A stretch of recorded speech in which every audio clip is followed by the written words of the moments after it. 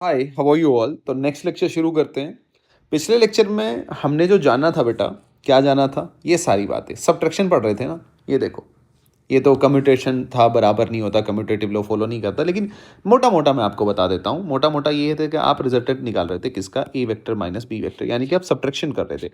तो हमने जाना था बच्चे क्या, कि इसको ऐसे नहीं, आप ऐसे पढ़ लो भैया, सीधी सी बात है, A vector plus minus B vector, यानी कि आप ए वेक्टर में माइनस बी वेक्टर जोड़ रहे हो, उसी को तो सब्ट्रैक्शन बोलते हैं।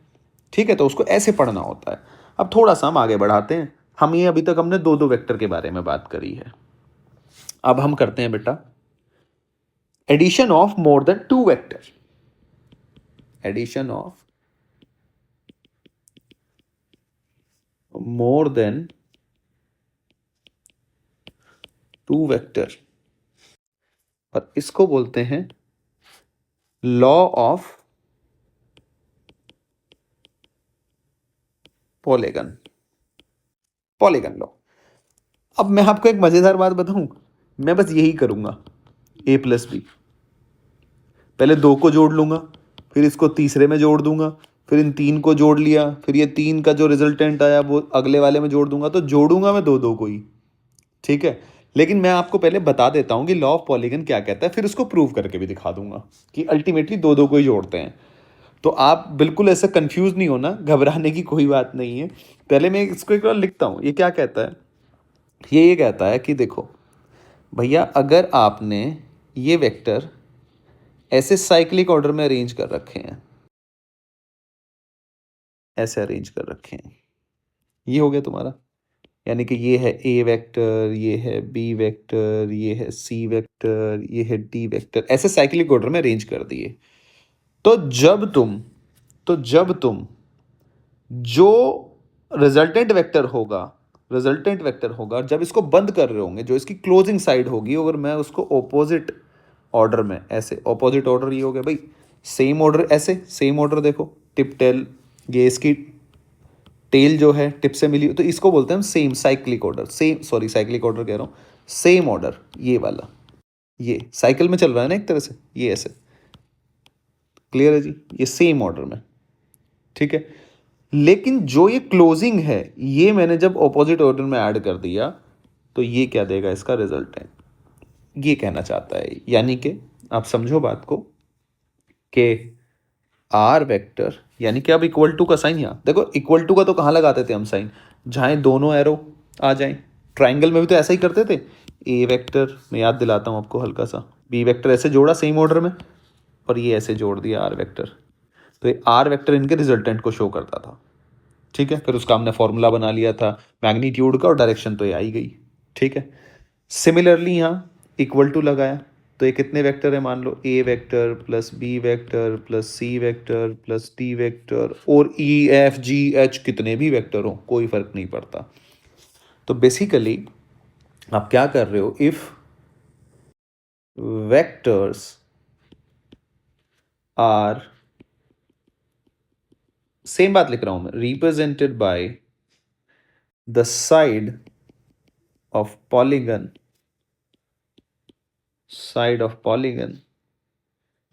इन सेम ऑर्डर। ठीक है जी, then resultant vector is represented by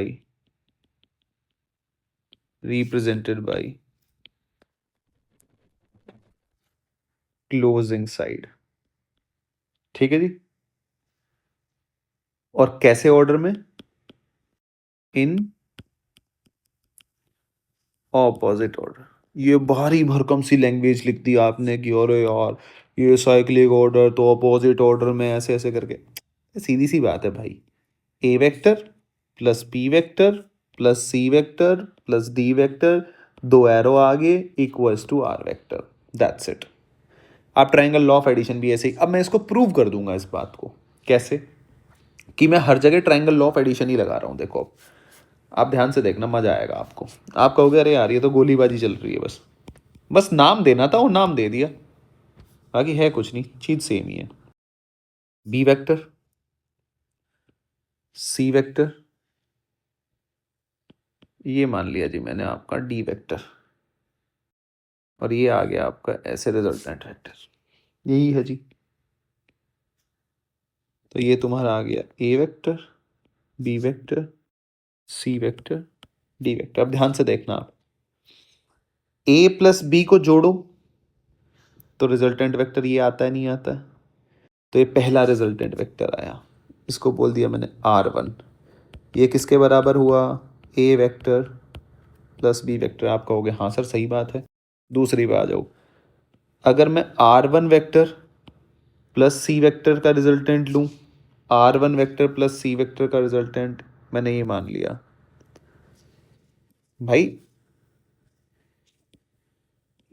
ये प्लस ये, तो इक्वल टू का साइन यहाँ लगाऊंगा ना, अलग अलग फिर से जोड़ने लगा मैं। तो ये R2 will be equals to क्या आया? A vector plus B vector plus C vector. अब फिर से लगा लो, again triangle law of addition, this plus this is equals to this. तो यानी कि A plus B plus C plus D is equals to D. तो आपने एक बार, दो बार और तीन बार TLA लगाया आपने, ट्रायंगल लॉ ऑफ एडिशन। आप समझ गए अब मेरी बात? तो अल्टीमेटली आप ट्रायंगल लॉ दो दो का एडिशन ही कर रहे हो। अब आप कैसे कर रहे हो? अब आप ऐसे कर रहे हो, ध्यान से देखो, अगर मैं इसको बात को कह दूं, is equals to A vector plus B vector. मान लो तीन वेक्टर हैं, तीन जोड़ने हैं आपने, पहले इन दो को जोड़ लो, जो इनका रिजल्टेंट आया वो तीसरे में जोड़ दो। बस ये है मोटे मोटे तौर पे। अगर मैं गली नुक्कड़ वाली बात में कहूँ तो दो दो को ही जोड़ लो भाई, पहले दो को जोड़ लो, दो को जोड़ के जो वेक्टर बनेगा, अब दो को जोड़ोगे तो वेक्टर ही तो आएगा, रिजल्टेंट ही तो आएगा, तो उसका रिजल्टेंट फिर तीसरे में जोड़ दो, फिर उसका जो रिजल्टेंट आएगा वो चौथे में जोड़ दो, फिर उसका जो रिजल्टेंट आएगा पांचवें में जोड़ दो, करते चले जाओ ऐसे ही जितने वेक्टर हैं। आई होप कि आपको ये मेरी बात समझ में आ रही होगी कि अल्टीमेटली हम सेम ही चीज़ यूज़ कर रहे हैं भाई, सेम ही चीज़ की यूज़ कर रहे हैं हम, कोई कोई अलग चीज़ नहीं कर रहे हैं हम, अलग से कुछ कर दिया हो हम। अब देखो जी, अब देखो, अब देखो, अब देखो आप, मज़ेदार बात। अब यहाँ से कुछ इंपॉर्टेंट पॉइंट में लिखना शुरू करता हूँ, जो कि हमारे काम आने वाले हैं और आगे हमारे काम आएंगे। ये कहाँ कहाँ यूज़ होगा, ये क्यों पढ़ाया जा रहा है, एक से ज़्यादा वेक्टर फिजिक्स में कैसे यूज़ करोगे, सारी बातें बताऊंगा। देखो जी, पहली बात, चलो first, if all vector are arrange in same order, ठीक है जी, यानी कि A vector plus B vector plus C vector plus D vector, जितने भी हैं सेम ऑर्डर में है, तो उनका रिजल्टेंट होगा null vector in same order, then their resultant will be null vector. कहने का मतलब ये है, अगर आपको मैं ऐसे दे दूं कि A vector plus B vector plus C vector, और ये साइक्लिक ऑर्डर में जोड़ दूं सबको, A vector plus B vector plus C vector plus D vector, अगर मैं इनका रिजल्टेंट लूं तो इनका रिजल्टेंट आएगा क्या जी? Null vector. प्रूव करना है, कर दो। इसको मैं वेक्टर को ऐसे बना लूं, उल्टा करके जोड़ दूं इससे एक बार के लिए, समझना आप मेरी बात को बस, ये ऐसे करके जोड़ दिया, तो ये वेक्टर बना आपका माइनस डी वेक्टर, बन गया। एक बार जरा पॉलीगन लॉ लगाओ, ए वेक्टर, भाई इसको मैं ऐसे लिख सकता हूँ ना, इस डी को माइनस डी वेक्टर बना सकता हूँ मैं, इधर तो पता ही है ना इसका नेगेटिव वेक्टर उल्टा होगा। अब देखो मैंने क्यों बनाया, हल्का सा बस ये प्रूव हो जाएगा। A vector plus B vector plus C vector is equals to, दोनों एरो मिल गए ना, यानी कि A vector plus B vector plus C vector, दोनों एरो इक्वल्स टू का साइन, कौन सा vector? Minus D vector. Minus D vector को इधर ले आओ, plus C vector plus D vector is equals to null vector. क्या आप मेरी बात समझ पा रहे हैं? तो अगर साइक्लिक प्रोसेस में आपको दिया है, अब देखो ये सवाल कैसे आएगा, ये छोड़ो आप, ये तो ठीक ही सीधी सी बात है कि भैया अगर साइक्लिक प्रोसेस में सारे वेक्टर ऐड कर रखे हों तो बताओ। अब देखो ये चीज़ कैसे होगी, मैं आपसे कह रहा हूं, अब सवाल कैसे, सवाल आपसे ऐसे बना दिया, मान लो कि एक बॉडी है, एक बॉडी है, एक पार्टिकल है कोई भी, वो v वेलोसिटी से मूव कर रहा है, ठीक है। मान लो पार्टिकल है, मूव्स विद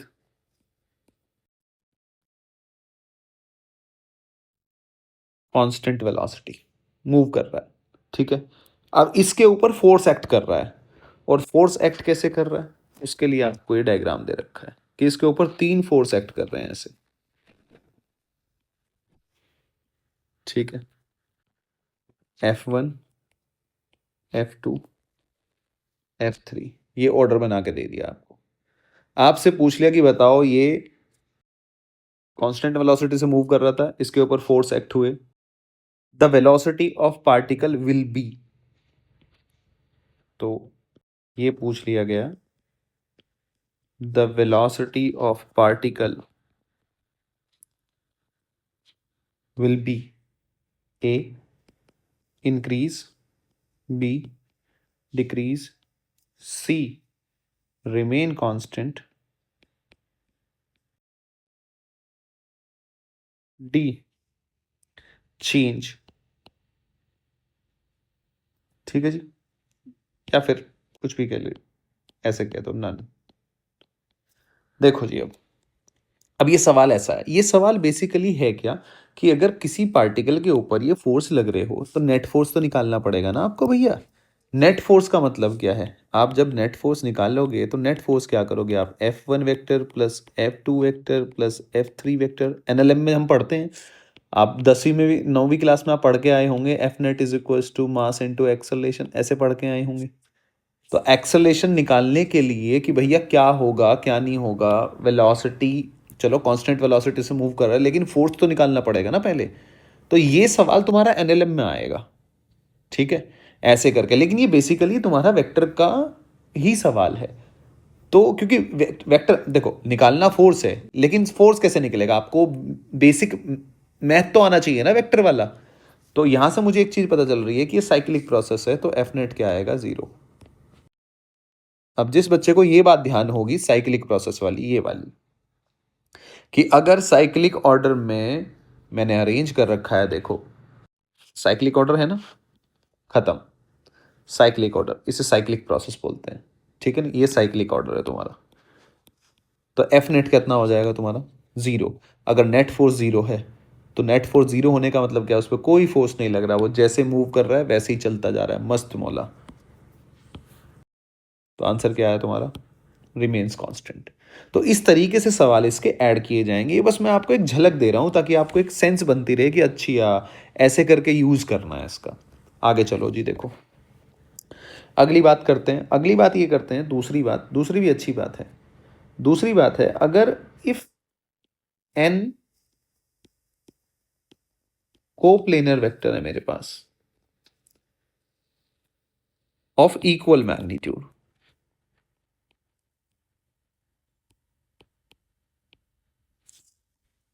अरेंज, अभी समझाऊंगा एक बार लिख लूं, arranged at equal angle of,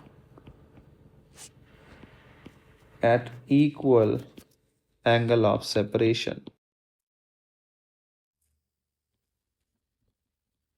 ठीक है, then their resultant will be 0। अब इस बात को समझो, कोप्लेनर वेक्टर मतलब एक ही प्लेन में, मैं कह देता हूं आपसे, मैं बनाता हूं फिर आप तुरंत ही समझ जाओगे। देखो ये वेक्टर है ए वेक्टर, ये वेक्टर है ए वेक्टर, दूसरा वेक्टर है बी वेक्टर, उन सबके बीच में 4 वेक्टर में बना लेता हूं, 4 वेक्टर है तो सेपरेशन कितना होगा सबके बीच में, इक्वल, 360 डिवाइड बाई 4, इक्वल निकालना होता है, यानी कि 90 डिग्री के सेपरेशन से है, 90 डिग्री के सेपरेशन से मतलब है तुम्हारा ये कुछ ऐसे है, यानी कि ये कहना चाहता है तुम्हारा, एक वेक्टर ये है ए वेक्टर, एक वेक्टर ये है तुम्हारा बी वेक्टर, एक वेक्टर ये है तुम्हारा सी वेक्टर, एक वेक्टर ये है तुम्हारा डी वेक्टर। ठीक है, बस ये समझाने के लिए है। और ये कह रहा है आपसे कि a is equal to B is equal to C is equal to D, magnitude बराबर है।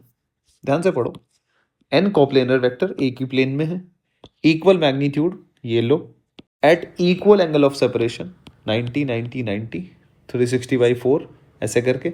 n निकालना हो, n वेक्टर हो, मुझे नहीं पता, तो ये n कर दो, ये सेपरेशन आ जाएगा।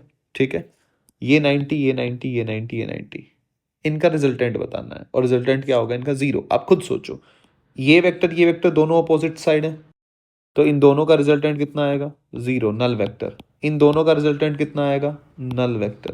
भाई दो दो करके ही तो ऐड करते हैं ना हम, पहले दो का, फिर तीसरे में, फिर चौथे, उन तीन का निकाल के फिर चौथे में ऐड कर देते हैं। समझ रहे हैं आप मेरी बात?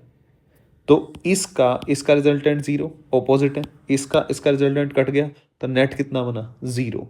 तो आप यहाँ 4 वेक्टर लें, 5 वेक्टर लें, 6 वेक्टर लें, 7 वेक्टर लें, कितना भी लें, तो इन जनरल अगर मैं अब इसको बना के दिखाऊं आपको इन जनरल, तो इन जनरल आपका ऐसे आ गया कि अगर मेरे पास ये वेक्टर है बच्चे, A vector, B vector, C vector, D vector, E vector, F vector, A vector, B vector, C vector, D vector, E vector, F vector, ये वेक्टर है। और इनका जो सेपरेशन है वो इक्वल है 360/n। ऐसे सेपरेशन निकाल लेंगे। ये आ गया आपका थीटा, ये थीटा, ये थीटा, ये थीटा, ये थीटा, ये थीटा, इक्वल सेपरेशन है। और a is equals to B is equals to C is equals to D equals to E is equals to F, ये आ गया तुम्हारा। तो इसका जो रिजल्टेंट होगा इन सारों का वो जीरो होगा। और ये बात ऐसे ही फिजिक्स में फोर्स की टर्म में आ जाएगी, ठीक है, कहीं भी निकल के। तो ये आपको लगाना आना चाहिए। ठीक है जी, अब थोड़े से हम आगे बढ़ लेते हैं। ये जब जहाँ जहाँ आएगा वहाँ मैं फिर से बात करूँगा, तो टेंशन लेने की कोई ज़रूरत नहीं है। आपको धीरे धीरे जब आप वीडियोस देख रहे होंगे आपको पता चल जाएगा, और बहुत आसान है, कोई दिक्कत नहीं है। अभी जब मैं प्रैक्टिस सेशन लूँगा तो उसमें बहुत सारे सवाल डिस्कस करूँगा, तो आपको खुद आइडिया लग जाएगा। आगे देखो, आप अगली चीज़ देखो। अगली चीज़ ये है कि रिजल्टेंट ऑफ थ्री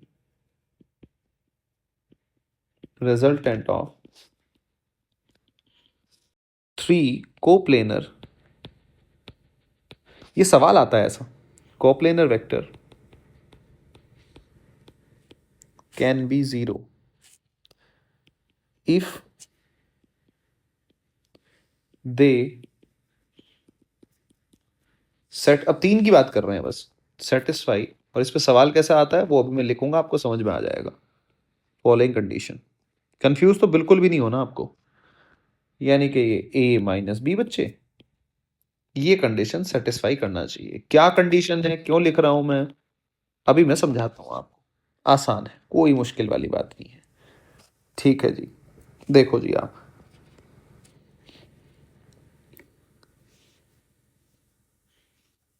सवाल, एक बार मैं सवाल लिख लेता हूं ताकि आपको समझ में आ जाए, फिर समझाता हूं क्या कंडीशन है, क्यों लिखी है मैंने। Which of the following group can give zero resultant, ये सवाल है।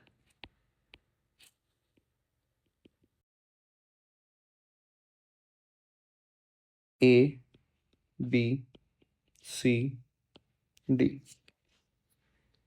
A vector, B vector, C vector, इसके मैग्नीट्यूड है, यहाँ लिख रहा हूं मैं 2, एक पेयर तो ये हो गया 2 4 8, अगला पेयर हो गया 12 20 23, अगला पेयर हो गया तुम्हारा 1 2 3, अगला पेयर हो गया तुम्हारा 8 1 2।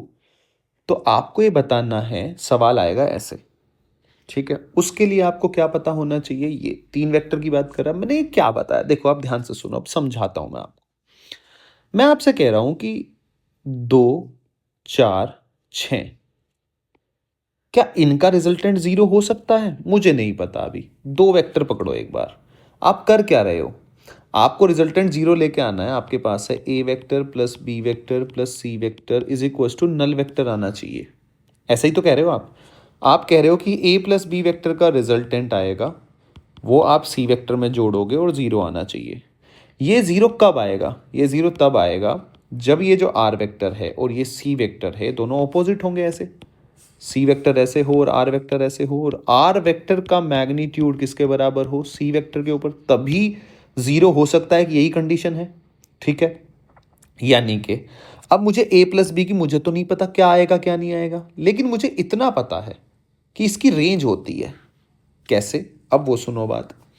जैसे मैं दो और चार को पकड़ लूँ, तो दो और चार का जो रिजल्टेंट है वो किसके बीच में हो सकता है? दो के और छः के बीच में। यानी कि मिनिमम वैल्यू चार माइनस दो कर लो, मोड़ टू माइनस फोर, ठीक है, या फिर टू प्लस फोर। यानी कि दो और छः के बीच में इसके रिजल्टेंट की वैल्यू लाई कर सकती है। ये ए हो गया, ये बी हो गया, सी हो गया, मैग्नीट्यूड।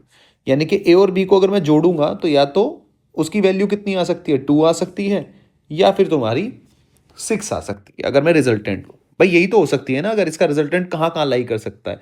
ये मिनिमम वैल्यू है, मैक्सिमम वैल्यू, इतनी पॉसिबल है। यानी कि थ्री भी पॉसिबल है, फोर भी पॉसिबल है, फाइव भी पॉसिबल है, और इसके बीच में जितनी 2.5 भी 3.5 भी सब वैलिड है।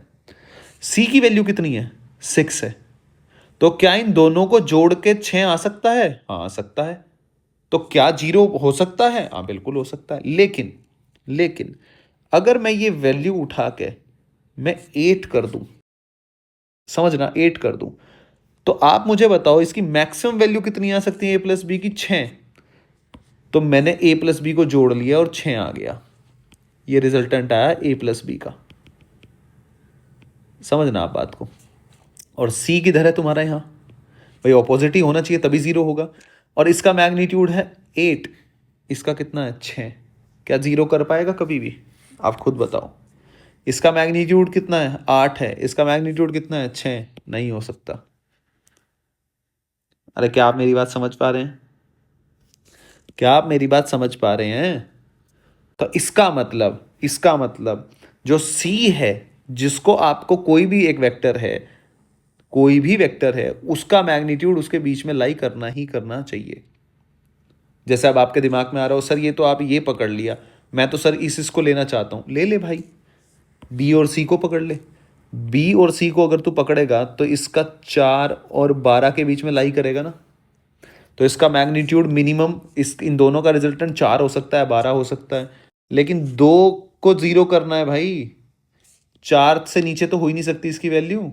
तो 2 वाले को 4 वाला कैसे जीरो हो जाएगा? वो तभी पॉसिबल है अगर इसके रिजल्टेंट की वैल्यू 2 आए, यानी कि रेंज में कहीं आए 2। आप समझ रहे हैं? तो इसलिए हम कहते हैं बच्चे, इसलिए हम कहते हैं कि सी की वैल्यू जो भी आप दो पकड़ो उसके बीच में है, उसके बराबर लाई करनी चाहिए, तो जीरो हो सकते हैं, अदरवाइज जीरो नहीं हो सकते। ये बस सीधी सादी सी बात है। अब सवालों पे आ जाते हैं। देखो, जैसे आपने ए वाला देखो, कोई भी दो पकड़ लो, मुझे नहीं पता, मैं मान लो बी और सी ले लेता हूं। 8 और 4 12, ये इसकी मैक्सिमम रेंज होगी, ये मैक्सिमम होगी बी और सी की। मिनिमम कितनी होगी इनकी? 4। 4 - 8 कर लो, क्योंकि मोड़ ही लेते हो आप। 4 - 8 करो या 8 - 4, ये मिनिमम रेंज। यानी कि ये दोनों मिलके तीसरा वेक्टर तुम्हारा होगा। तीसरा वेक्टर अगर उसका मैग्नीट्यूड 4 से 12 तक है तो ये जीरो कर सकते हैं, नहीं तो जीरो नहीं कर सकते। अरे समझ रहे हो? रिजल्टेंट तभी तो जीरो आएगा ना। इन दोनों का रिजल्टेंट मान लिया आर आया, उसकी वैल्यू आई तुम्हारी, उसका मैग्नीट्यूड जो है वो है मान लो 5। ठीक है, अरे 5 है। तो अगर ये 5 होता, ये ए क्या होना चाहिए? 5 होना चाहिए ना, तभी तो जीरो कर पाएगा, अदरवाइज जीरो ही नहीं होगा। तो सीधी सी बात है, मैं फिर से साफ साफ शब्दों में बात बोलता हूं कि बी और सी को मिला के उसकी रेंज देखो एक बार। तो रेंज आ रही है 4 और 12। ठीक है, यानी कि ये उस वेक्टर को, अब तीसरे वेक्टर को जीरो कर सकता है जिनकी वैल्यू 4 हो, 5 हो, 6 हो, 7 हो, 12 हो। 13 वाले को कैसे जीरो कर पाएगा ये? अगर ए की वैल्यू 13 हो, कैसे जीरो कर पाएगा? हाँ, ए की वैल्यू 4 होती, 5 होती, 6 होती, 7 होती, 8 होती, 12 तक कुछ भी होती, ये जीरो कर देता। भाई ऑपोजिट डायरेक्शन में होता, ये आर वेक्टर, हम कह सकते हैं आर वेक्टर और ये ए वेक्टर, जीरो कर देता। कब? दोनों डायरेक्शन अपोजिट और मैग्नीट्यूड तो इक्वल होना है। लेकिन भाई इसकी तो रेंज ही 4 से 12 है, ए 2 कैसे जीरो कर पाएगा? नहीं कर पाएगा। सिमिलरली इधर आ जाओ, इसको ले लो, 12 10 22 मैक्सिमम। अगर मैं ए और बी को ले लूँ 22, मिनिमम कितना है? 2। करना किसको है? 23। इनका तो रिजल्टेंट मिलके आ ही नहीं रहा, कभी भी नहीं देगा 23, तो जीरो कैसे कर दोगे? नहीं कर पाओगे। अरे जब इन दोनों का रिजल्टेंट मिलके रेंज दे रहा है, ये आप करा रहे हो 23 को जीरो, कैसे करा दोगे? कैसे करा दोगे भाई? नहीं करा सकते। तीसरे वाले पे आ जाओ, ये रेंज देखो, 1+2 कितना हो गया? 3। अच्छा, और 1-2 ये हो गया 1, यानी कि ये इसकी मिनिमम वैल्यू a+b की और ये मैक्सिमम वैल्यू। और ये तो आप देख रहे हो इसकी वैल्यू क्या है, ये तो रेंज में लाई कर रही है, यानी कि 3 पॉसिबल है भैया। अगर मान लो ये पॉसिबल कैसे, देखो ये कंडीशन क्या है, विच ऑफ द कैन गिव, यानी कि कैन दे सकता है, तो हमने पॉसिबिलिटी बतानी होती है। 2+1 कैसे? अब ये कैसे? मान लो ए वेक्टर ऐसे है, बी वेक्टर भी ऐसे है, जुड़ गया, जुड़ के कितना है? R vector. ठीक है जी। सी वेक्टर कहाँ है? ऑपोजिट डायरेक्शन में, जिसका मैग्नीट्यूड है कितना? 3। इसका मैग्नीट्यूड भी कितना है? निकल के 3, तो हो तो गया zero resultant, net resultant zero आ गया ना, नेट वाला। तो इसलिए ये पॉसिबल है, इसलिए हम रेंज देखते हैं। अगर इस रेंज में ये तीसरा वेक्टर लाई कर गया तो जीरो, वरना नहीं जीरो। ठीक है। 8 और 1 9, 8-1 7, 7 से 9 रेंज है, 2 तो रेंज में आता ही नहीं है, खत्म।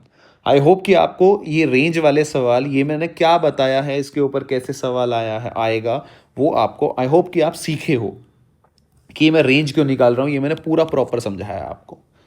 अब थोड़ा सा आगे चलते हैं जी। ठीक है, जैसे ये सवाल है, अब ये बेसिक सवाल है वो पहले वाला। अब 2 वेक्टर हैं, 3 वेक्टर, 4 वेक्टर, तो आपको रिजल्टेंट, अब ये आपको बताना है कि इसकी सिर्फ डायरेक्शन पे कमेंट करना है। तो कुछ नहीं करना बच्चे, आधों को तो समझ में आ ही गया होगा, उठा के ऐड कर लो। ए वेक्टर, ए वेक्टर कहाँ है? ये आ गया तुम्हारा। ए वेक्टर में क्या जोड़ना है? प्लस बी वेक्टर, ऐसे हो गया। प्लस सी वेक्टर, माइनस सी सब्ट्रैक्ट कर रखा है, तो इसका मतलब क्या होता है? Plus minus C vector. ऐसे ही करते हो, नहीं करते हो भाई? इसको जब आप लिखोगे तो क्या लिखना सिखाया आपको? A vector plus B vector plus minus C vector, ये सिखाया ना लिखना आपको। तो ये हो गया बच्चे आपका माइनस सी वेक्टर, ये हो गया बच्चे आपका बी वेक्टर, ये हो गया बच्चे आपका ए वेक्टर। और रिजल्टेंट कैसे? ये तो पॉलीगन लो हो गया ना, ऑपोजिट साइड में ऐड कर दो, ये हो गया आर वेक्टर। तो इसका मतलब option A will be the correct answer. तो इस तरीके से अब आपको सब कुछ बच्चे आना चाहिए। अब कुछ महत्वपूर्ण बात, कुछ इंपॉर्टेंट बात, अगर मैं आपसे कहूँ, आपसे ऐसे कभी कभी वैसे सवाल आ जाते हैं, असर्शन रीजन के आ सकते हैं, आपके कोचिंगों में बहुत, जिस भी आप कोचिंग में पढ़ रहे होंगे उसके टेस्टों में बहुत सारे सवाल ऐसे आते होंगे, तो उनमें कंफ्यूज रहता है बच्चा। जैसे पहली चीज़ क्या आती है, और ये थियोरिटिकल पॉइंट है, पहला पॉइंट मैं आपको लिखता हूँ, आप इस पर विचार करते हैं, बात करते हैं इसके ऊपर। जैसे कि resultant of 2 unequal vector, of 2 unequal vector can never be zero। पहला तो ये हो गया। दूसरा प्रश्न, दूसरा आप विचार करो इसके ऊपर, फिर हम बात करते हैं। मैं लिख देता हूं, 3 पॉइंट लिखने हैं मुझे। If vector of unequal magnitude, vector of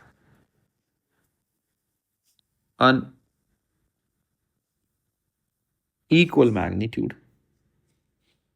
then अगर हमारे पास इक्वल मैग्नीट्यूड के वेक्टर अवेलेबल हैं और हम उनका एडिशन कर रहे हैं, ठीक है जी, then minimum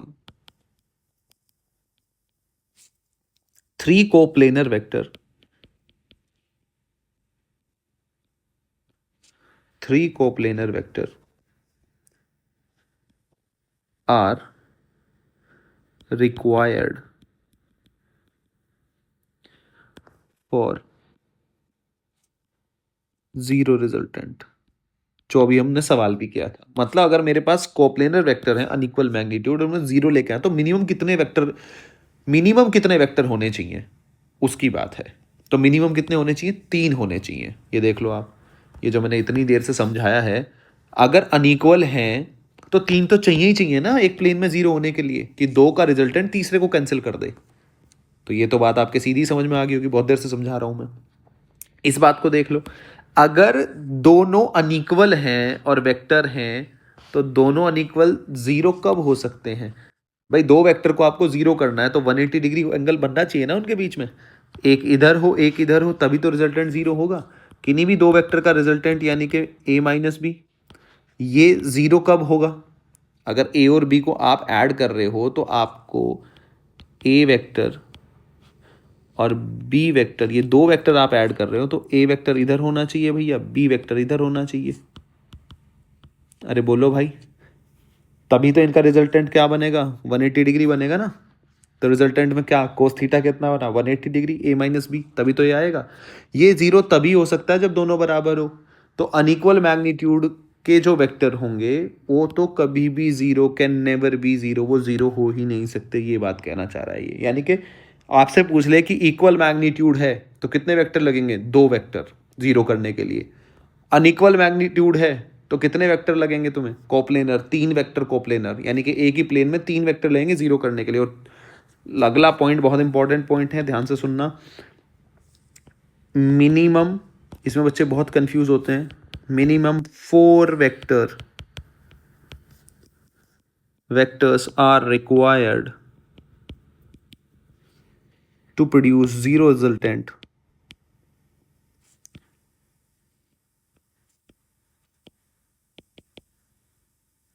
To produce zero resultant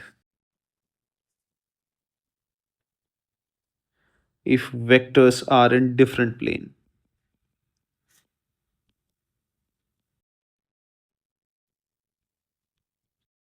थोड़ी अब इस पॉइंट की एक्सप्लेनेशन की बात करते हैं। तो ये ऐसा है कि x, y और z मैंने एक्सेस बना लिए, तो आप समझते रहना। देखो प्लेन का मतलब है कि ऐसे, ठीक है। हर एक बात समझ में आनी चाहिए, समझ में आएंगी तो चीज़ें ज़्यादा आसान हो जाती हैं। मैंने एक वेक्टर ये मान लिया अलग अलग प्लेन में, एक ये एक्स वाई प्लेन में मान लिया, ये तुम्हारा एक्स जेड प्लेन में मान लिया, ये वाला एक्स जेड प्लेन में आ गया नीचे, ये ऐसे एक्स वाई प्लेन में आ गया, और एक वेक्टर मैंने यहाँ मान लिया कौन से, वाई जेड प्लेन में, ठीक है। आप इन तीनों को एक बार ऐड करो। क्या मैं इस वेक्टर को शिफ्ट कर सकता हूँ, यहाँ ऐसे शिफ्ट कर लूँ, ठीक है। फिर इस वेक्टर को यहाँ जोड़ दूँ, इसको यहाँ शिफ्ट कर लिया, पैरेलली शिफ्ट किया है बस।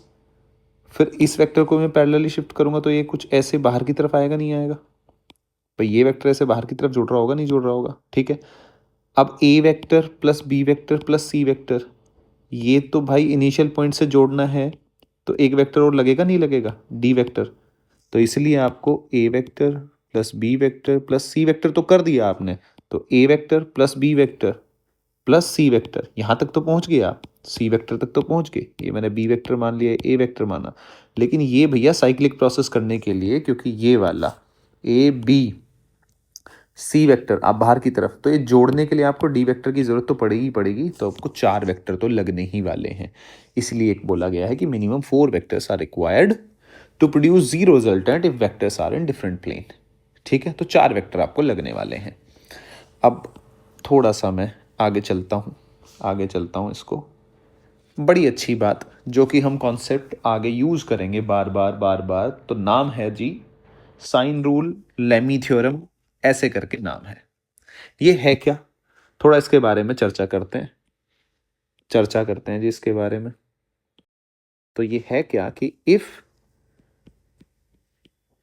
ए vector plus B vector plus C vector, अगर 3 वेक्टर हैं उनका रिजल्टेंट नल वेक्टर है, ठीक है, एंड ऑल आर कोप्लेनर,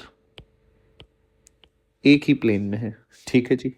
तो आप इसके में साइन रूल लगा सकते हैं, क्या जी, ए वेक्टर, साइक्लिक प्रोसेस बनाओ, ए वेक्टर प्लस बी वेक्टर, ये ऐसे, ये तो मैं जानता ही हूँ, ये तो फॉलो करेगा ही करेगा, अगर ए प्लस बी प्लस सी तो साइक्लिक प्रोसेस में होंगे तीनों।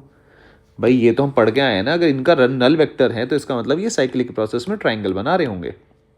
अब मैं आपसे ये कह देता हूँ कि ए वेक्टर ये मान लिया मैंने, लेट्स सपोज अल्फा है, मैंने मान लिया ये बीटा है, और ये मैंने मान लिया गामा है। तो साइन रूल क्या कहता है, ये तुम्हारा साइन रूल क्या कहता है, ठीक है जी। साइन रूल कहता है तुम्हारा कि इसको लिख लो आप ए, अगर मैं ए वेक्टर का मैग्नीट्यूड ए मान लेता हूँ कैपिटल ए अपॉन उसके सामने वाला angle sine beta will be equals to B upon sine gamma is equals to C upon sine alpha. ये बराबर होगा, ये आप रूल लगा सकते हैं कब, जब ये नल वेक्टर के बराबर हैं तीनों वेक्टर, तो a बाई साइन बीटा इनका जो रेशो होगा वो बराबर होगा। इसी बात को हम लेमी थ्योरम चिल्लाते रहते हैं। वो क्या कह रहा है कि अगर ये वेक्टर है, सेम ही बात है भैया, सेम ही बात है, कोई अलग से बात नहीं है। तो ये तुम्हारा ये लेमी थ्योरम हो गया, तो ये हो गया जी तुम्हारा अल्फा, ये हो गया जी तुम्हारा बीटा, और ये हो गया जी तुम्हारा गामा। ठीक है, ये तुम्हारा ए वेक्टर है, ये तुम्हारा मान लो बी वेक्टर, ये सी वेक्टर, मतलब कुछ भी मान लो आप यहाँ इसको गामा मान लो, इसको बीटा मान लो, इसको, वो कोई फर्क नहीं पड़ता। मेन इंपॉर्टेंट बात क्या है, अगर A vector plus B vector plus C vector is equals to zero, null vector है, अगर इन तीनों का रिजल्टेंट यानी कि इन दोनों को जोड़ें तो ये इसके बिल्कुल यहाँ आना चाहिए, तभी तो ज़ीरो होगा ना, तभी तो ये वेक्टर ज़ीरो होंगे। तो कुछ ऐसी ही बात है जैसे वो हम ए प्लस बी प्लस सी ज़ीरो करके आए थे, अब ये तुम्हें ऐसे आ गया, तो यानी कि ये आएगा तुम्हारा ए बाई साइन बीटा उसके सामने वाला एंगल, पी बाई साइन, ये हम फिजिक्स में यूज़ करेंगे बाकायदा, और सी बाई साइन अल्फा, ये हो जाती है तुम्हारी लेमीज थ्योरम बोलते हैं इसको, लेमी थ्योरम बोल देते हैं। ठीक है जी, क्या आप मेरी बात समझ पा रहे हैं? तो ये लेमी थ्योरम जो है ये असल में साइन रूल से ही बनाई जाती है, साइन रूल से ही निकाला जाता है। आप इसको शिफ्ट करेंगे तो ये आप इजीली निकाल लेंगे, लेकिन हम इसको कैसे अलग अलग कैसे ध्यान रखते हैं कि भैया क्योंकि ये इक्विलिब्रियम, जब फोर्स इक्विलिब्रियम में होंगे तो हम वहाँ लेमी थ्योरम लगा रहे होंगे। ठीक है, तो पहले बेसिक सवाल करते हैं, फिर कहाँ इसका यूज़ करते हैं, कहाँ कैसे सवाल आएगा वो थोड़ा सा मैं आपको बताऊंगा। तो लेमी थ्योरम ये समझ में आ गई आपके, साइन रूल अलग से समझ में आ गया, लेमी थ्योरम समझ में आ गई, मतलब इसके ऑपोजिट इसके ऑपोजिट ये एंगल, इनका रेशो बराबर होगा। साइन रूल यानी कि ट्राइंगल में ये इस साइड के सामने वाला एंगल, तो ये इक्वल होगा। ठीक है जी, अब देखो आप ध्यान से देखें जी, पहला सवाल कैसे, भाई ये जो भी चीज है ये तो रूल हो गया, अभी इसको सवालों में यूज करना आना चाहिए ना आपको। मान लो आपको दे दिया A vector plus B vector plus C vector is equals to null vector, आपको दे दिया गया जी angle between A vector and B vector 150, आपको दे दिया गया जी angle between B vector and C vector 150, आपको दे दिया गया angle between C vector and A vector 60 degree, ये दे दिया गया, आप दे दिया गया, बढ़िया बात है। चलो जी, ए वेक्टर बना लो, ये बना लिया, और बी वेक्टर बनाओ, बी वेक्टर बना लिया, ये आ गया जी, ये आपका हो गया ए वेक्टर, ये हो गया आपका B vector, A vector B vector और सी वेक्टर, अब सी वेक्टर और ए वेक्टर के बीच में एंगल कितना हुआ है 60 डिग्री, तो ये थोड़ा सा उस चीज़ का ध्यान रखना है, वैसा वैसा सही बना लो, थोड़ा अच्छा सा लगेगा डायग्राम। ये आपको 60 डिग्री दे रखा है, ये आपको 150 डिग्री दे रखा है, ये आपको 150 डिग्री दे रखा है। आपसे जो पूछा गया सवाल में ये तो दे दिया आपको, चलो बढ़िया बात है। पूछना क्या चाहते हो भाई, पूछना ये चाहता है कि फाइंड ए रेशो बी रेशो सी, ये भैया ये आपसे पूछना चाहता है, पूछना चाहता है तो बताएंगे। ए के सामने ये ए है ना, ए के सामने वाला एंगल ये, यानी कि A by sine 150 should be equals to B के सामने वाला, ये बी है ना भैया, ये बी है ना, बी के सामने वाला ये, so B by sine 60 is equals to C by sine 150, same चीज। थोड़ा सॉल्व करेंगे तो ए अपॉन, अब ये साइन हमेशा 180 माइनस करके लिखो, मैं फिर आपको रिपीट कर देता हूँ ताकि हर एक बात वो आपको याद रहे। सी अपॉन, सॉरी ये तो 60 हो गया, 180 माइनस। ये मैं ऐसा क्यों करता हूँ? क्योंकि जो ये angle add sugar to coffee होता है ना, ऐड शुगर टू कॉफ़ी आपको याद हो, तो मगर मैं यहाँ से ब्रेक करता हूँ 180 से, तो एंगल सेम रहता है। साइन का साइन रहेगा, कोस का कोस रहेगा, टेन का टेन रहेगा। और add sugar to coffee, all positive, sine positive, यहाँ से मुझे पता चल जाएगा साइन का। तो यहाँ साइन तुम्हारा पॉजिटिव है तो वैल्यू तो इसकी पॉजिटिव आएगी, इसकी भी पॉजिटिव आएगी, और साइन का साइन रह जाएगा, यानी कि साइन 30 हो जाएगा। तो मेरे को आसान रह पड़ता है चीज़ें। तो अब इसको लिख सकते हैं हम, क्या जी, ए बाई साइन 30 बेटा, B by sine 60, C by sine 30। थोड़ा सॉल्व कर लो। साइन 30 की वैल्यू कितनी होती है? 1/2, तो 2 ऊपर चला जाएगा, यानी कि 2a will be equals to 2b by root 3 will be equals to 2c। आपसे क्या पूछा गया? देखो, a ratio b ratio c, a की वैल्यू निकालो। अब किसी की टर्म में निकाल लो। मान लो मैं हर चीज की वैल्यू a की टर्म में निकालना चाहता हूँ, तो a को तो ऐसे ही रख लो, मत छेड़ो छाड़ी करो। b को ले लो, b की a की टर्म में वैल्यू, तो यहाँ से इन दोनों को इक्वल कर लो। तो ये क्या, यहाँ से क्या आएगा तुम्हारा? अगर मैं ये लिखूँ 2a is equals to 2b by root 3 लिख सकता हूँ, ये कट गया, यानी कि b is equals to root 3a। फिर आप c को और इसको ले लो, यानी कि 2a is equals to 2c होना चाहिए भाई। इक्वलिटी तो यही बताती है ना, a is equals to c, तो पुट करो। b की वैल्यू कितनी होगी? Root 3a। फिर कितना हो गया ये? a ये कट गया, यानी कि 1 रेशो रूट 3 रेशो 1, ये आपका आंसर आ गया। आई होप कि आपके समझ में आया होगा कैसे हम कर रहे हैं। अब ये लेमी थ्योरम ये कहाँ घुसानी है? देखो ये सब, ये तो एक नॉर्मल आपको बता दिया गया कि अच्छा ए बी के बीच में 150 एंगल है, ए बी के बीच में इतना एंगल है, बी सी के बीच में ये बना लिया, सी ए के बीच में 60 डिग्री है। अब ए इसके opposite angle sine 150 should be equals to Lami theorem B कहाँ है जी? ये divide by sine 60, C divide by this angle. तो ये कर लिया आपने, फिर फर्दर सॉल्व कर लिया, ये आपका आंसर आ गया। अब बात इंपॉर्टेंट ये है ना कि अगर ये पता चल जाए कि इसको कहाँ इस्तेमाल कर रहे हैं, तो वो वाली बात हो जाएगी, थोड़ा सा मतलब मजा आ जाएगा। तो उसके लिए एनएलएम का मैं एक छोटा सा सवाल लेता हूं, ताकि आपको थोड़ी सी सेंस बनाए, ठीक है ना?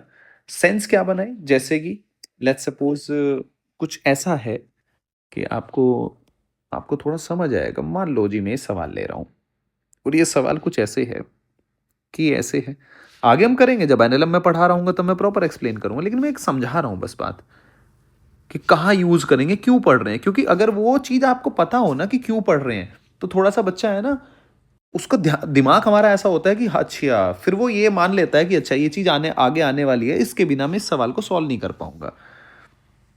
तो जी ऐसा है, ये टेबल है,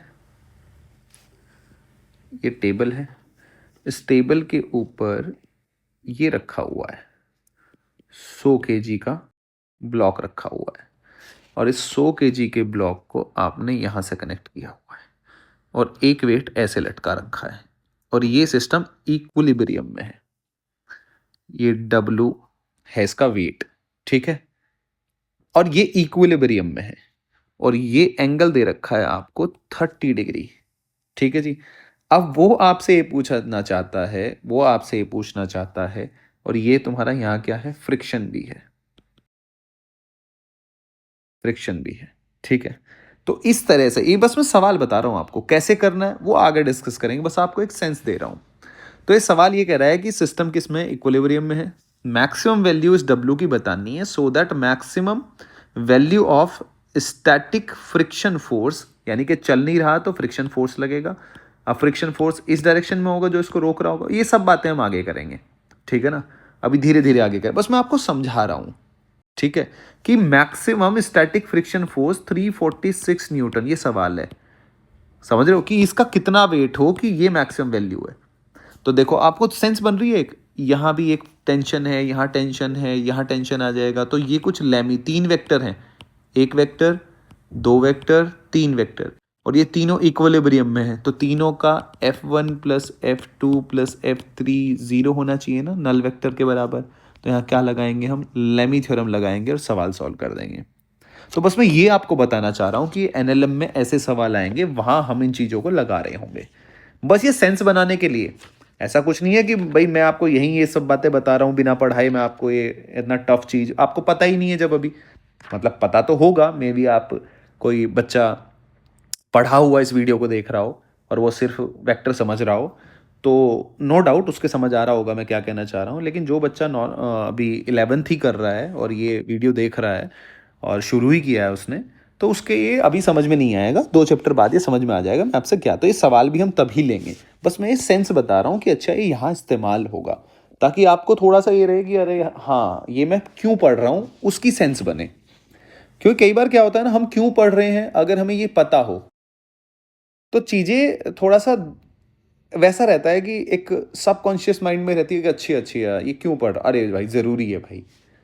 चलो जी अब आगे चलते हैं। अब जैसे हमने 3 वेक्टर की बात करी, अगर 4 वेक्टर की भी करी कि भाई 4 वेक्टर होने चाहिए। अब अगर तुम्हें 4 वेक्टर का इक्विलिब्रियम का सवाल आ जाए तो कैसे करोगे? मान लो आपसे ये है, if 4 vectors are in equilibrium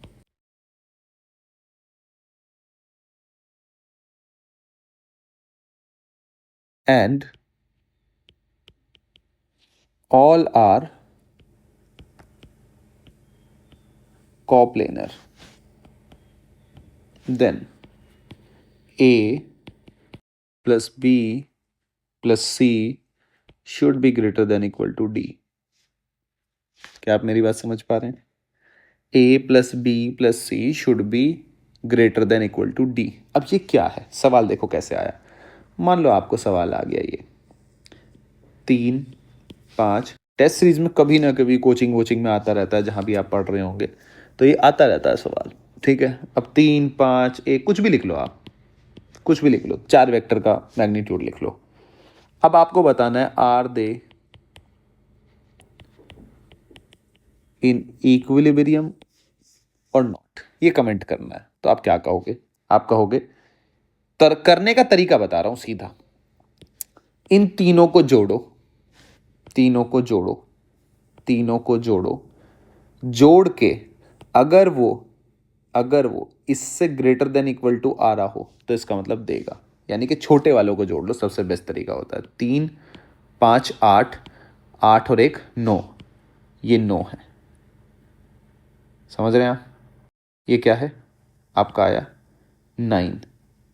अब आप मुझे एक बात बताओ, ये 9 तो लेस देन आ गया भाई डी से, तो इन तीनों को जोड़ के वो 10 के बराबर ही नहीं आ रहा, तो 0 कैसे करेंगे इसको?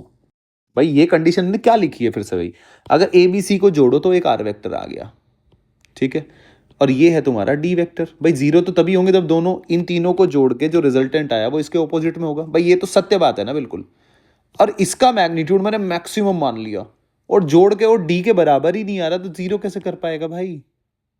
तो इसका मतलब छोटे वालों को जोड़ो, 3, 5, 1 कितना हो गया, 8 और 1 9।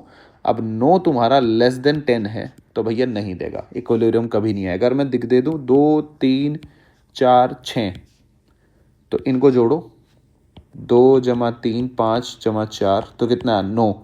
अब 9 तुम्हारा क्या है, ग्रेटर देन है 6, ग्रेटर देन इक्वल टू भी हो तो भी चलेगा, क्योंकि ग्रेटर देन इक्वल, अरे इन तीनों को जोड़ के 6 आ गया मान लो, लेट्स सपोज, और 6 ये इधर है, आर वेक्टर आ गया, और डी तुम्हारा इधर है, डी तुम्हारा मैग्नीट्यूड ऑलरेडी 6 है, तो 6 कितना हो गया, ऑपोजिट डायरेक्शन 0 हो जाएगा ना, तो इक्वल टू भी चलेगा। लेकिन ये 9 क्या, ये तो ऑलरेडी ग्रेटर देन है, इस कंडीशन को वैलिड कर रहा है ना, तो इसका मतलब हाँ, अगर ये है तो यस, बिल्कुल सही बात है, यहाँ आपको इक्विलिब्रियम मिलेगा। आपको मैंने प्रॉपर समझा दिया क्यों, सेंस क्यों बन रही है, क्या बोल रहा है। वहाँ पहले मैं क्या ले रहा था, ए प्लस बी, तो रेंज देख रहा था मैं, तो अल्टीमेटली यहाँ भी तो रेंज टाइप ही देख रहा हूँ। यहाँ बस मैक्सिमम देख ले रहा हूँ कि अच्छा मैक्सिमम अगर मैं छोटे वालों को जोड़ दूँ, ये तो यहाँ मैं क्या गेम खेल रहा हूँ, वहाँ तो मैं कोई भी 2 ले रहा था, यहाँ मैं छोटे वाले ले रहा हूँ। अगर मैं सारे छोटों को ऐड कर दूँ तो ये भैया डी के बराबर आना चाहिए, तभी तो होगा ना। क्योंकि हमें तो, अरे वो यही थोड़ा ना कह रहा है कि इसके बीच में इतना एंगल है, इसके बीच में, प्रॉपर थोड़ा ना सॉल्व करा रहा, आपसे पूछ रहा है बस, क्या ये दे सकते हैं क्या, मे वाली कंडीशन, क्या ये दे सकते हैं भैया, ये क्या है 0 दे सकते हैं, इनका रिजल्टेंट आ सकता है? तो आ सकता है तो मुझे वही कंडीशन बतानी पड़ेगी ना, तो मैक्सिमम छोटे वालों को जोड़ लो, अगर वो इसके बराबर या इक्वल टू हैं या ग्रेटर देन आ गया तो तुम्हें मिलेगा, अदरवाइज नहीं मिलेगा। तो ये मैंने 2 सवाल इससे समझा दिए हैं आपको। आई होप कि आपको ये बात समझ में आई। अब रेगुलर हेक्सागन का हम आगे काइनेमेटिक्स वगैरह में भी जिक्र करेंगे, तो उसके बारे में बात कर लेते हैं। तो देखो, एक बार आप बनाओ रेगुलर हेक्सागन, पेंटागन, ये सब। तो ये तुम्हारा हो गया जी।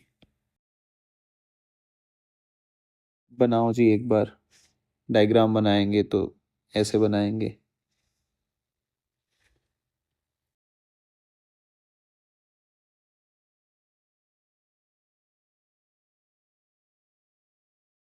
तो ये बन गया तुम्हारा रेगुलर हेक्सागन। तो इस सेंटर, अगर आप देखो, ध्यान से देखना, आपको भी पता है कि रेगुलर हेक्सागन है तो ये 6 साइड हैं। तो आप एंगल कैसे निकालोगे? 360/6 कर दूं तो ये 60 डिग्री आ गया। ये आ गया एंगल। क्या ये और ये बराबर होंगी? नहीं होंगी। अगर मैं इसको रेडियस सर्कल की ए मान लूँ, और दूसरी चीज, अगर ये दोनों साइड बराबर है तो इनके सामने वाले ट्राइंगल बन रहा है, इनके सामने के एंगल भी बराबर होंगे, ये दोनों भी एंगल बराबर होंगे। और एक एंगल 60 डिग्री है और ये दोनों भी बराबर हैं, तो ये 60 डिग्री है तो इन दोनों का सम कितना है? 120 डिग्री। और ये दोनों बराबर हैं तो ये भी तो 60-60 होंगे, तो ये भी 60-60 ही होंगे। अगर ये 60-60 है तो इक्विलेटरल ट्राइंगल बन गया, यानी कि ये भी ए ही है। यानी कि रेगुलर हेक्सागन में जो ये वाली साइड्स होती हैं, ये वाली और ये वाली, तीनों इक्वल होती हैं। क्लियर है? यानी कि अब आप रेगुलर हेक्सागन बनाओगे तो आप ये सर्कल थोड़ी ना बनाते फिरोगे, आप ऐसे बनाओगे, ऐसे। तो आपको ये सेंस बन रही है कि जो ओ ए बी ये है, ये दोनों बराबर हैं, ये भी ए है, अगर ये भी ए है तो ये भी ए ही होगी, और ये एंगल 60 डिग्री बनेगा। ये बताना चाहता हूं मैं। दूसरी बात मैं इसके अंदर ही क्या बताना चाहता हूं, आप आप क्या बताना चाहता हूं मैं ये, क्योंकि काइनेमेटिक्स में आप इस बात का यूज करेंगे। मान लो आपको ये निकालना है, लेट्स सपोज ये वाली लेंथ निकालनी है। अब ये तो ना तो ट्राइंगल, ना तो भैया रेक्टेंगल बन रहा, ना पाइथागोरस लगा सकते, ना कुछ लगा सकते, तो कैसे करेंगे? तो ये तो पता है ना, ये ए होता है। मैं इसको ऐसे कर लेता हूँ, ए से बी और ये सी। ए से बी ये वेक्टर मान लूँ, बी से सी ये वेक्टर मान लूँ। अगर आप ध्यान से देखो, A B vector plus B C vector is equals to R vector लिख सकता हूँ। और मुझे इस आर वैक्टर का मैग्नीट्यूड ही तो चाहिए। देखा मैंने कितनी खूबसूरती से मैंने वेक्टर का इस्तेमाल कर लिया। तो आर वैक्टर का मैग्नीट्यूड आते ये लेंथ आ जाएगी। लगाओ जी पाइथागोरस। यानी कि आर वैक्टर, ये R vector will be equals to A B vector plus B C vector. अब आपको पता है ये ए बी वैक्टर का मैग्नीट्यूड ए है, बी सी वैक्टर का मैग्नीट्यूड ए है। इनके बीच में एंगल पता चल जाए तो काम हो जाए, मैग्नीट्यूड तो बराबर है। तो अगर आप ध्यान से देखो, इसको पैरेलल शिफ्ट कर लो। ऐसे ही तो कर सकते हैं ना, पैरेलल शिफ्टिंग। भाई इसको आगे बढ़ा लो, एंगल टेल टू टेल मिलानी है ना, ये मिला दिया। आप मुझे ये बताओ, ये वाला एंगल कितना है? 120 डिग्री होगा नहीं होगा? चेक कर लो कहीं से भी। भाई ये 60 है तो ये भी तो 60 होगा, तो इनके बीच का टोटल एंगल 120 आया। तो ये 120 आया तो ये कितना है? 60 डिग्री। कितना है ये? 60 डिग्री। आपको याद है, दो वेक्टर जिनका मैग्नीट्यूड बराबर हो, एंगल 60 डिग्री हो, तो उसका रिजल्टेंट कितना आता है? आई होप कि अभी पिछले लेक्चर में ही पढ़ा रहा था मैं, √3 है। बहुत सारे सवाल भी करे थे हमने, तो आपको पता चल गया। अब ये चीज़ आएगी कहाँ? वो आएगी ऐसे, एक बंदा है, एक इंसान है, यहाँ से चला, ऐसे गया और ऐसे जाके रुक गया। तो बताओ डिस्टेंस और डिस्प्लेसमेंट बताओ। तो डिस्टेंस तो ए प्लस ए, बचपन से पढ़ते आए हो एक्चुअल पाथ। और डिस्प्लेसमेंट के लिए बीच ये यहाँ से यहाँ तक बनाओगे। अब यहाँ से यहाँ तक निकालना कैसे आएगा? अरे वो वेक्टर से ही तो निकालोगे आप, खत्म बात। तो डिस्प्लेसमेंट कितना हुआ? √3 है। डिस्टेंस कितना हुआ? 2 है। आंसर आ गया। ये सवाल अभी काइनेमेटिक्स जब पढ़ रहे होंगे तब आएगा। तो ये मैं बस आपको फील दे रहा हूँ कि कहाँ कहाँ किन किन बातों का इस्तेमाल करेंगे, और बहुत सारी जगह भी हो जाएंगी। ठीक है, आगे जाके 12th में भी इस्तेमाल होगा इनका, रेगुलर हेक्सागन का। ऐसी बात नहीं है, 12th में जाके भी होगा। तो ये बस आपको आना चाहिए कि ये लेंथ निकालनी हो तो कैसे निकालेंगे। फिर पेंटागन की बात करें अगर आप, पेंटागन में आपको क्या चैलेंज आएगा? जो बच्चों को चैलेंज आता है मैं उसी के बारे में बात करूंगा। जैसे कि ये पेंटागन दे दिया, और इस पेंटागन की जो साइड दी ना भैया, इस पेंटागन की जो साइड दी आपको, वो ए दे दी, ए है। पर आपको जो चैलेंज है आगे निकालने के लिए जो आएगा, जो बच्चे को चैलेंज होता है बहुत ज़्यादा, वो इस ओ ए को निकालने में आता है। कुछ नहीं करना, कुछ नहीं करना, ये ऐसे है, ठीक है। ये एंगल आपको निकालना है तो क्या करोगे, 360/5 करोगे, कितना आ जाएगा जी, 72 डिग्री के आसपास आ जाएगा, ठीक है। यहाँ से परपेंडिकुलर ड्रॉप तो कर ही सकते हो ना, यहाँ से यहाँ परपेंडिकुलर ड्रॉप कर लो, ठीक है जी। ये मान लिया मैंने डी है, डी और ए के बीच में अब रिलेशन निकालना है। परपेंडिकुलर बच्चे ड्रॉप किया, परपेंडिकुलर ड्रॉप किया तो ये क्या आया, a/2 आया, नहीं आया, कोई दिक्कत नहीं है। ये टोटल एंगल अगर 72 था तो ये कितना हो गया, 36 डिग्री। यानी कि मैं यहाँ लिख सकता हूँ sin 36 degree will be equals to, इस ट्राइंगल के अंदर बात, राइट एंगल ट्राइंगल बन गया, sin 36 क्या बनेगा, परपेंडिकुलर अपॉन हाइपोटेनस। तो परपेंडिकुलर यानी कि a/2 हाइपोटेनस d, यानी कि d की वैल्यू कितनी आई तुम्हारी, a/2 sin 36। अब sin 36 की वैल्यू यानी कि अप्रॉक्सीमेटली sin 37, ये तो पता ही है 3/5, थोड़ा रख लो, d is equal to a/2 into 3/5, यानी कि आंसर आया 5a/6। तो d की वैल्यू आपकी क्या आई, d क्या आया निकल के, 5a/6। आई होप कि आपके समझ में आ रहा हो कि पेंटागन में आपको क्या आगे आगे चैलेंज आएगा चीज़ों को निकालने के लिए। तो मैं बस उसी के बारे में आपसे बात कर रहा हूँ, और कोई बात नहीं है। और भैया आप जब पढ़ रहे हैं ना तो फ्री माइंड होके पढ़ें, ऐसा फोर्सफुली रटने की कोशिश ना करें। एक एक बात मैं पूरी कोशिश कर रहा हूँ कि एक एक बात आपको वो समझाने की कोशिश की जाए ताकि वो आपको और बेहतर अंडरस्टैंडिंग बने। अब नेक्स्ट लेक्चर यहाँ हमने पूरा कर लिया है तुम्हारा सब्ट्रैक्शन, एडिशन, एक से ज़्यादा का वगैरह वगैरह। इसके बाद हम रिजोल्यूशन ऑफ वेक्टर शुरू करेंगे, लेकिन उससे पहले वो तो चलो करेंगे, इसके बाद थोड़ा थोड़ा ही बचा है, डॉट प्रोडक्ट, वेक्टर की प्रोडक्ट और बची है बस, डॉट प्रोडक्ट और क्रॉस प्रोडक्ट, वो हम करेंगे। लेकिन इसके बाद अगला जो सेशन लेंगे हम, नेक्स्ट क्लास जो होगी, वो हमारा प्रैक्टिस सेशन होगा। तो उसमें हम 30-40 सवाल हम डिस्कस करेंगे, ताकि जितना आपने अब तक पढ़ा है आपकी एक बार प्रैक्टिस हो जाए। और वो प्रैक्टिस क्यों है कि आप ताकि सॉल्यूशन देखें, सॉल्यूशन बनाना कैसे है, फास्ट सॉल्यूशन कैसे बनाना है, क्या दिमाग में आना चाहिए, क्या सोचना चाहिए, तो वो सारी बातें मैं आपको सिखाऊंगा। इसलिए वो सेशन बहुत इंपॉर्टेंट रहेगा, ठीक है। और ये जितने मैं लेक्चर डिजाइन कर रहा हूं ऐसे ही मैंने टॉपिक पढ़ाऊंगा, मैं 1-2 टॉपिक या 3 टॉपिक पढ़ाए, उसके बाद प्रैक्टिस सेशन, 3 टॉपिक हर चैप्टर में ऐसा ही करेंगे और पूरा सिलेबस खत्म करेंगे, ठीक है जी। मुस्कुराते रहिए, पढ़ते रहिए,